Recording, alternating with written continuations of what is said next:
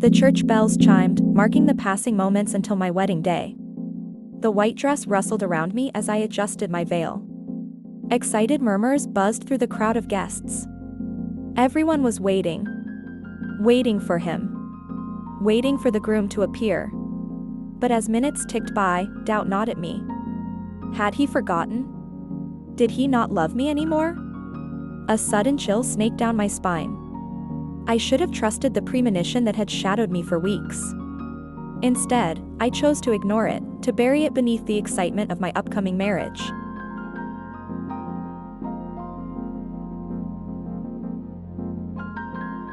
"Are you ready, my darling girl?" he asked, his voice thick with emotion. I managed a shaky smile, nodding as tears welled up in my eyes.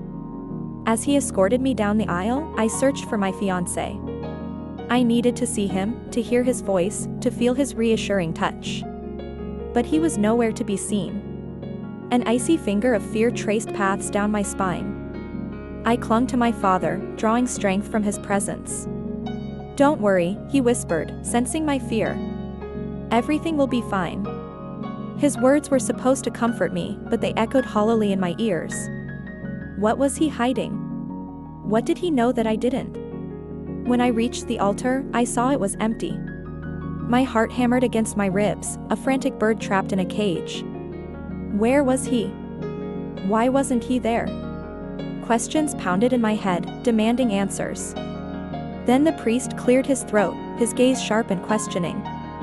He, too, seemed puzzled by my groom's absence. The ceremony began, but my mind was elsewhere.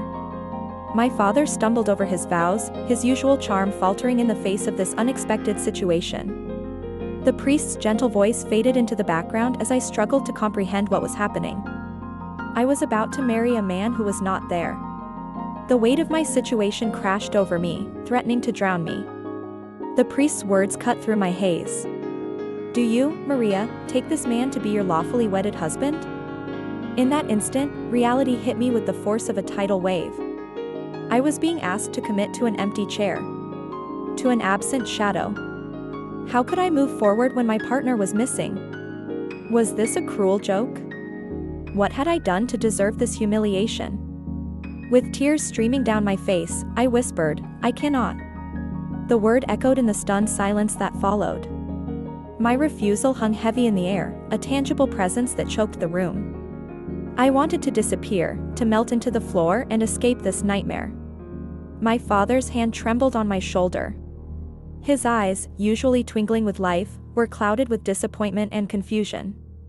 "Maria, what are you doing?" he whispered urgently, his voice strained. As I struggled to articulate the turmoil within me, the bride who had stood confidently moments ago crumpled to my knees. My white dress, once a symbol of purity and commitment, became a shroud of shame and despair. The weight of my decision pressed down on me, suffocating me with its finality. At that moment, I understood the gravity of my choice. I had rejected an entire future constructed on promises and expectations. The gasp from the congregation washed over me, a cacophony of shock and disbelief. Their murmurs sliced through me like shards of glass, piercing my already wounded soul. What happened? Why did she refuse? The whispers buzzed through the stunned crowd, amplifying my humiliation. Determined to shield me from the harsh realities of my choice, my father swiftly gathered the remaining guests. His voice, betraying his controlled facade, announced my abrupt departure. We fled the church, seeking refuge in the sanctuary of our home. The ride back was a blur. I remember the white dress, my father's tight grip on my arm, and the piercing stares of curious onlookers. The haven of my childhood home offered little solace. My mother's concerned face, the hushed tones of my family, the pitying glances from well-meaning friends. It was a torment I couldn't bear. Escaping to my room, I collapsed onto my bed, my body racked with sobs. My perfect wedding dress lay in a crumpled heap on the floor, a mocking reminder of my shattered dreams. The silence was deafening, amplifying my despair. What had I done? Why had I refused to marry him? Was this the end of my story? Questions bombarded me, but there were no answers. The ceremony was supposed to be the start of my happily ever after. Why had it ended in heartbreak? Days blurred into weeks, filled with tearful breakdowns and moments of numbness. My world, once vibrant and hopeful, had transformed into a monochrome landscape of despair. Sleep offered no escape, only haunting dreams of an empty altar. I withdrew into myself, shunning my family's comforting presence, rejecting their offers of support and understanding. All I wanted was to disappear. The thought of facing the world, of confronting the whispers and pitying glances, was unbearable. I preferred the torment of my room, the muffled sobs that shook my frame. The rejection still echoed in my ears, a constant reminder of my failure. I hated the sight of my wedding dress, the symbol of my broken vows.